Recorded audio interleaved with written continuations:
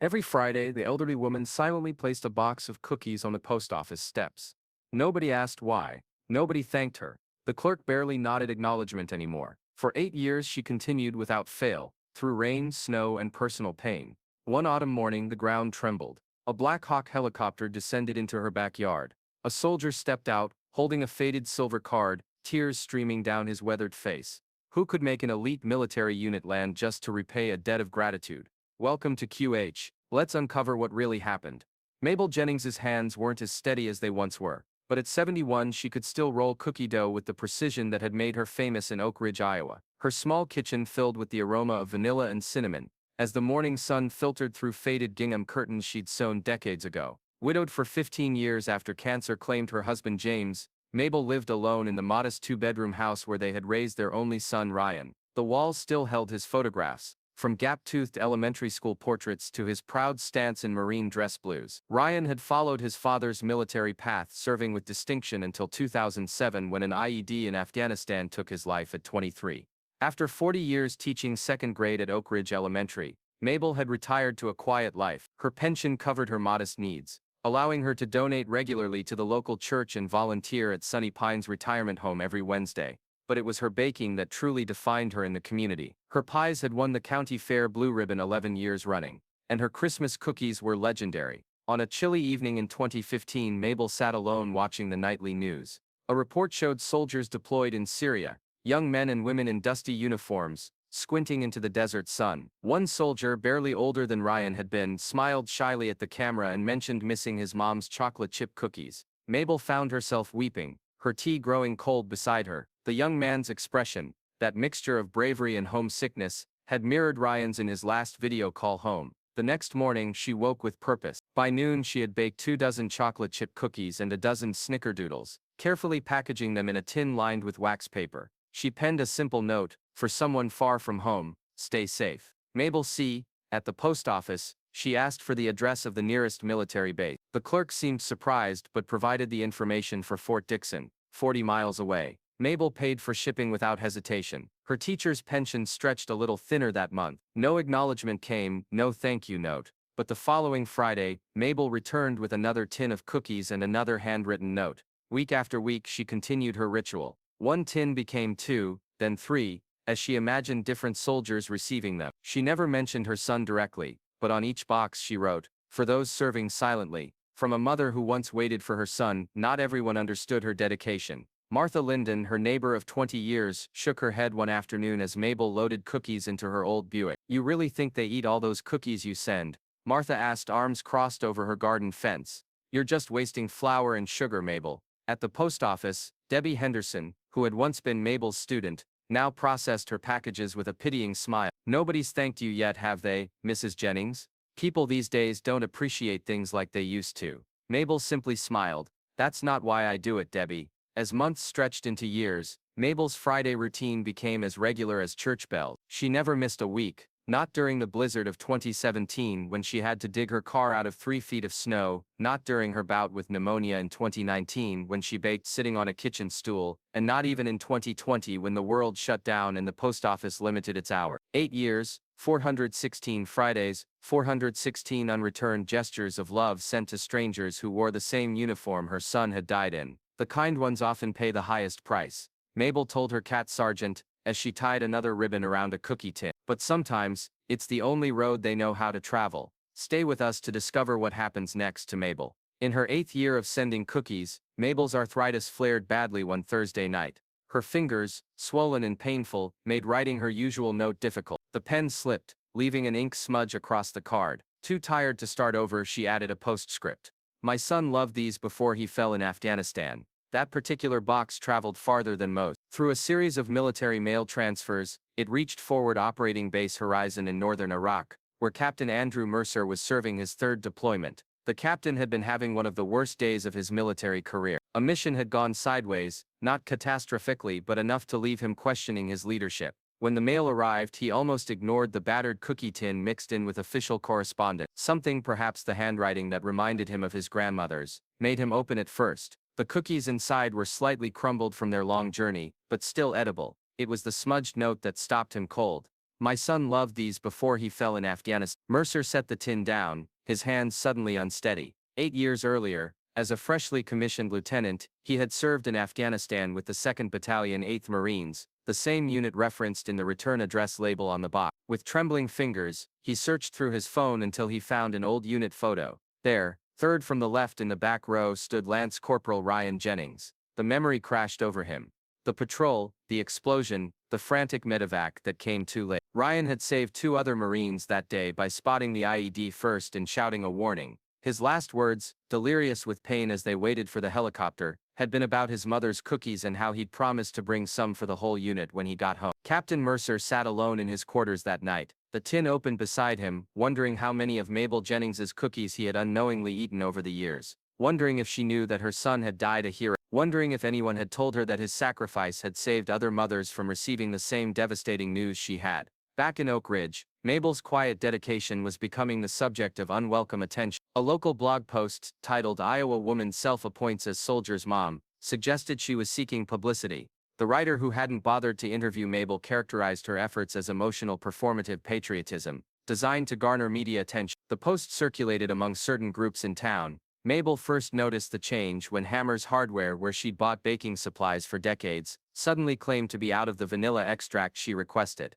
"Maybe try ordering online," the owner's son suggested with a shrug. "We don't want to get involved in anything political." Political? Mabel had repeated, genuinely confused. "It's just vanilla, Peter." Even at church, where Mabel had taught Sunday school for 30 years, people began keeping a polite distance. No one mentioned her cookie ministry anymore during prayer requests. The silence was subtle, but unmistakable. Mabel's grandniece, Clara, visiting from college, noticed the shift immediately. "Aren't people supporting your cookie project anymore, Aunt Mabel?" she asked over Sunday dinner. Mabel carefully cut her roast beef before answering. "People have their own concerns these days. Doesn't it make you angry?" After all these years, Mabel's smile held more sadness than bitterness. "I'm not angry, dear. As long as someone remembers Ryan, that's enough for me." The unmarked envelope arrived in Mabel's mailbox.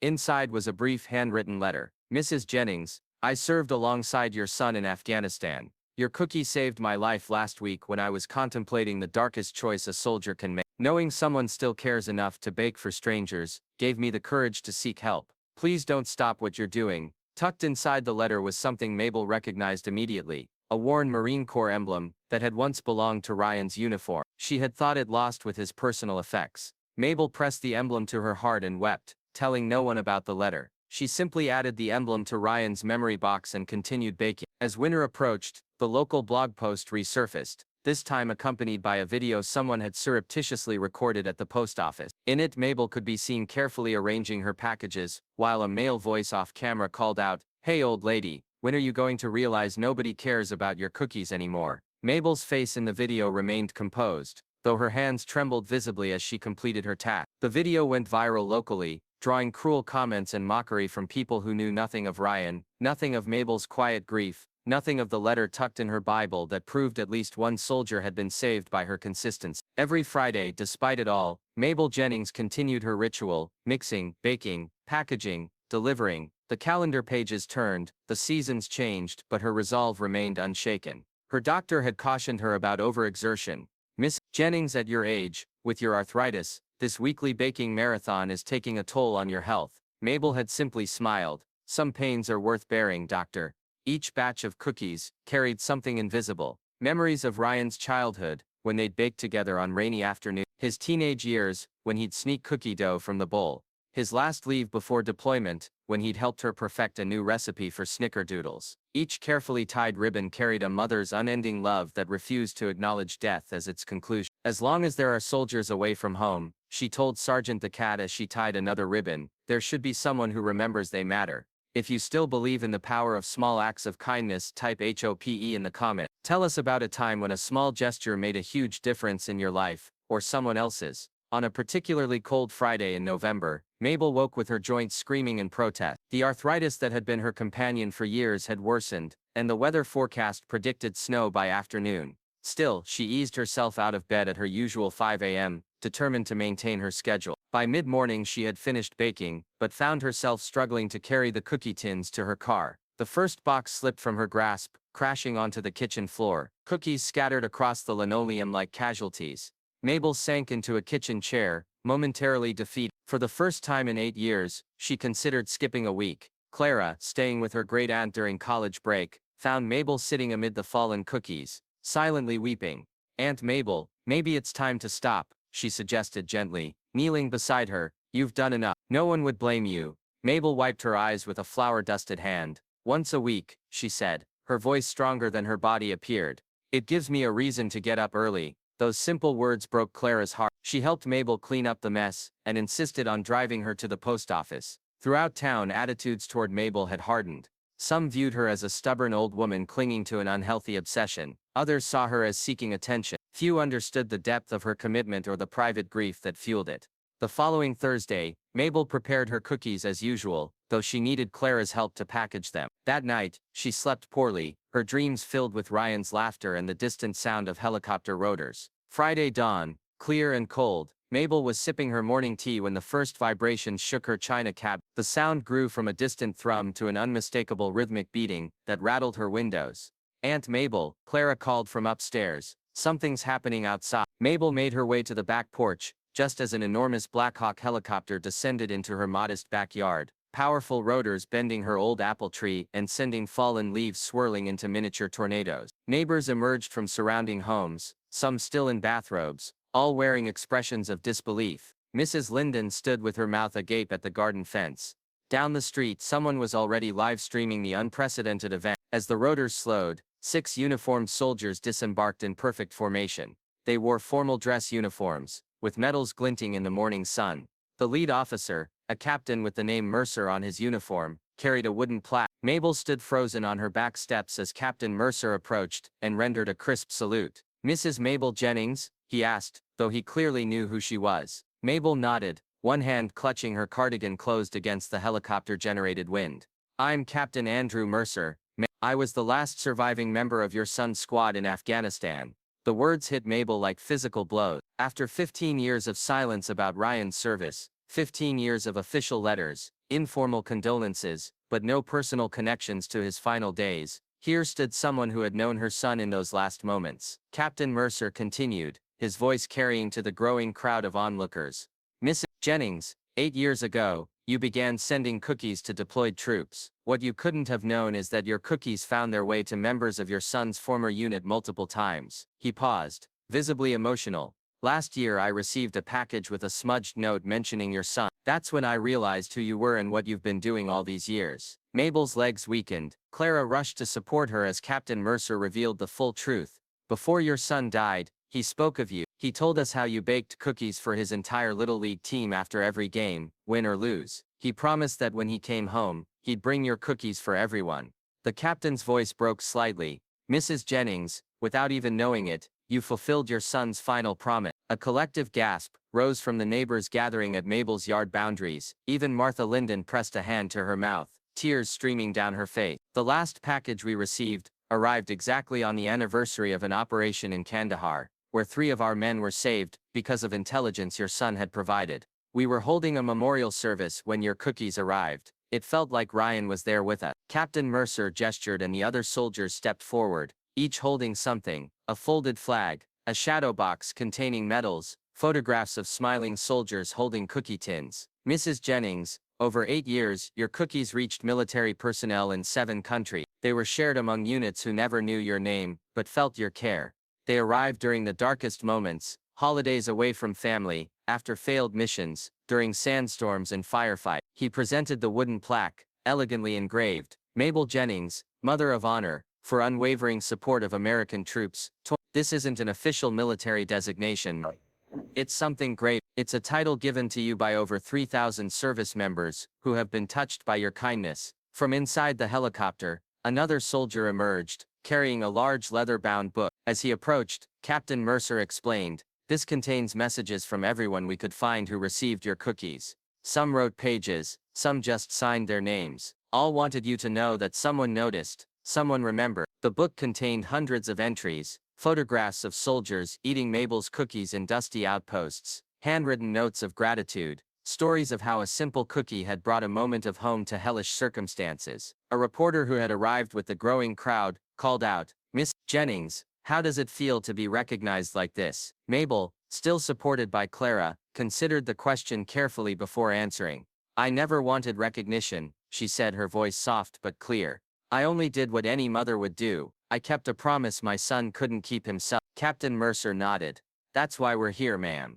Not just to thank you, but to let you know that your son's spirit has been with us all these years. Through your hands, his promise was fulfilled. The crowd had grown silent, many wiping tears. Among them stood the hardware store owner, who had denied her vanilla extract, the church members who had distanced themselves, and somewhere in the back, the blogger whose cruel words had circulated through town. As the morning sun climbed higher, casting long shadows across Mabel's yard, something shifted in Oak Ridge. A quiet recognition of how thoroughly they had misjudged the elderly woman, who had never sought attention, never demanded acknowledgement, never stopped believing that small acts of kindness matter, even when they appear to vanish into the void. If you believe that justice delayed is still justice, type JUSTIC. Mabel declined them all with the same gentle firmness she had shown throughout her life. I didn't do it for the cameras, she told Clara. I won't start now. Without fanfare, Mabel continued her Friday ritual, but now with unexpected support. Ingredients appeared on her porch. Premium vanilla from the hardware store that had once turned her away,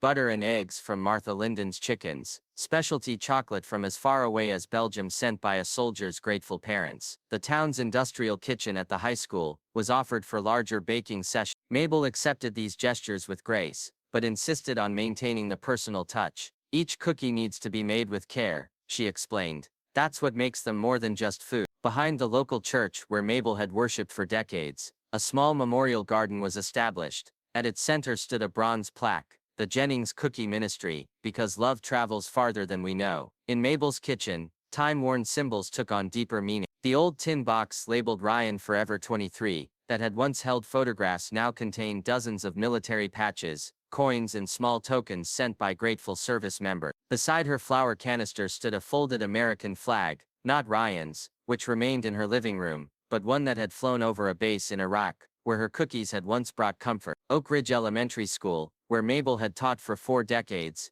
established an annual Jennings Kindness Day, teaching children that small, consistent acts of compassion could change lives in ways they might never witness. 17-year-old Lily Peterson, who had once rolled her eyes at the cookie lady, found her perspective transformed after witnessing the helicopter landing. I used to think Mrs. Jennings was weird, she admitted to her friends, as they baked together for the local nursing home. Now I bring cookies to Sunny Pines every Friday. It's like she taught us something without saying a word. Lily wasn't alone. Throughout Oak Ridge, people began noticing opportunities for quiet service, not for recognition, but simply because it needed doing. Mabel had demonstrated that consistency trumps grandeur, that faithfulness matters more than fanfare. On her kitchen wall, Mabel hung 3 simple frame quotes that captured her life philosophy. Kindness needs no acknowledgement, but is always remembered. Not everyone who does right is recognized, but they always leave a mark on someone else's life. She didn't need them to remember her name. She just wanted someone to eat a cookie and remember they weren't forgotten. Perhaps the most meaningful change came during the town's Veterans Day ceremony, where once Mabel had stood alone at Ryan's memorial. Now dozens joined her, many bringing homemade cookies to share in his memory. Captain Mercer returned, this time with several members of Ryan's unit, to stand beside the mother whose kindness had touched them from afar. As winter descended on Oak Ridge, Mabel found her arthritis easing somewhat, whether from reduced stress or the warmth of newfound community support, she couldn't say. She continued baking, continued sending packages, continued living the quiet example that had, against all odds, echoed around the world. Later that evening, as Mabel stirred a fresh batch of dough with Clara humming in the background, she paused to look around the kitchen. The smell of cinnamon filled the air, but so did something deeper: peace, the kind that comes from knowing that even if the world had taken so much, it hadn't taken her ability to give. Do you ever wish the recognition had come soon? Clara asked her one snowy evening as they packaged cookies together. Mabel considered this, her hands moving steadily despite their age. The timing doesn't matter, she finally said. The cookies were never about me, they were about remembering all the Ryans still serving, remembering that no one should feel forgotten. As I've written Mabel Jennings's story, I keep asking myself, if the world had one more person like her, would war hurt less? Between cold judgments, she chose silence. Between hopeless waiting, she chose action.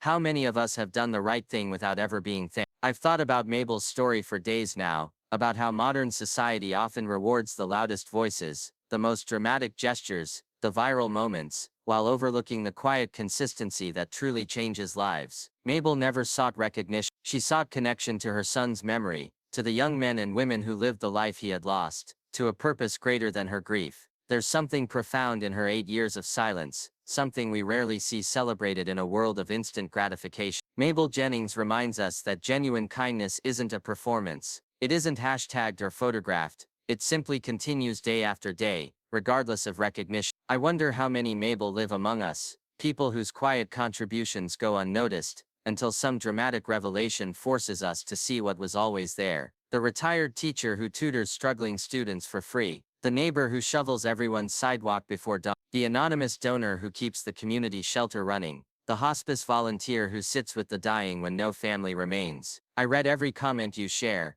and I know thousands of you have been someone's Mabel Jennings. You've done the right thing when it wasn't convenient. You've given when no one was looking. You've persisted when everyone else gave up. We don't need certificates of appreciation. We don't need viral recognition. We need to believe that doing right creates ripples we may never see. Just as Mabel's cookies traveled across continents, touching lives she would never know about until that Black Hawk landed, there are people who do kind things in silence. There are people whose names are never mentioned in news reports or social media feeds. There are people who serve without expectation of return. And there are cookies baked, not for fame or followers, but for comfort and connection. Perhaps we all need to ask ourselves, what cookies are we baking? What consistent kindness can we offer? What promise can we fulfill for someone who can no longer fulfill it themselves? Mabel's story isn't just about a soldier's gratitude. It's about the power of unwavering commitment to a simple act of kindness and how such commitment can, against all odds, eventually be recognized and honored. If you still believe in heroes who never appear on TV,